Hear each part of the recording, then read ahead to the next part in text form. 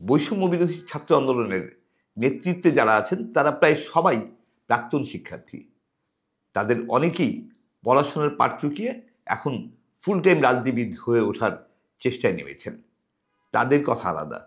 তাদের পাশে রেখে আমি আজকে কথা বলতে চাই সেই তরুণদের উদ্দেশ্যে যারা এখনও শিক্ষার্থী।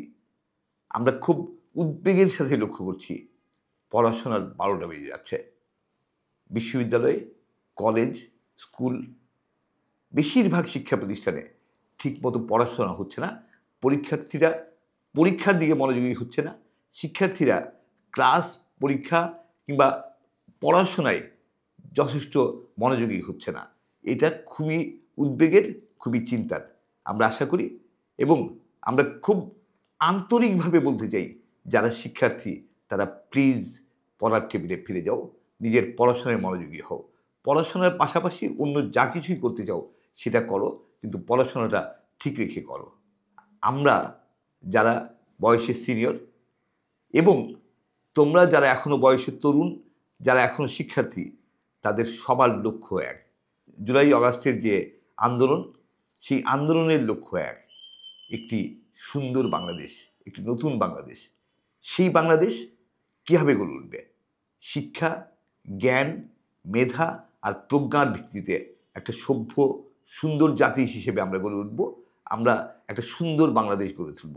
সেই বাংলাদেশ যদি করতে হয় অবশ্যই আমাদের শিক্ষায়, জ্ঞানে সমৃদ্ধ হতে হবে। আমাদের নতুন প্রজন্মকে, আমাদের যে শিক্ষার্থীরা আছে তাদেরকে পড়াশোনায় অনেক বেশি মনোযোগী হতে হবে।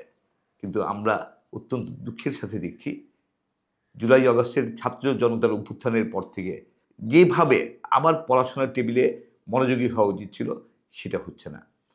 অনেকেই রাজনীতির দিকে ঝুঁকতে গিয়ে পড়ার দিকে মনোযোগী হতে ব্যর্থ হচ্ছে বা মনোযোগী হচ্ছে না।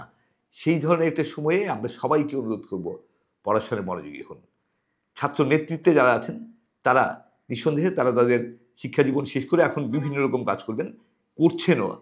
কেউ কেউ মন্ত্রীর পদমর্যাদা নিয়ে উপদেষ্টার দায়িত্বে বসে রাষ্ট্র পরিচালনার কাজ করছেন। অনেকেই নতুন রাজনৈতিক দল গঠনের জন্য নানাভাবে উদ্যোগী হয়ে এগিয়ে যাচ্ছেন। অনেকে নতুন করে তাদের নিজেদের জীবন গড়তে চাকরি বা অন্য কর্মজীবনে প্রবেশের প্রস্তুতি নিচ্ছেন। তাদের সবাইকে আমরা শুভেচ্ছা এবং স্বাগত জানাই।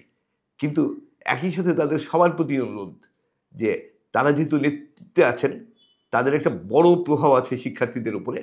তারা যাতে তাদের জুনিয়র যে শিক্ষার্থীরা তাদের সবাইকে সেই দিকে মনোযোগী রাখেন যে আমরা যে নতুন বাংলাদেশ চাই, যে স্বপ্নের বাংলাদেশ চাই, সেই বাংলাদেশ করতে পড়াশোনায় মনোযোগী হও।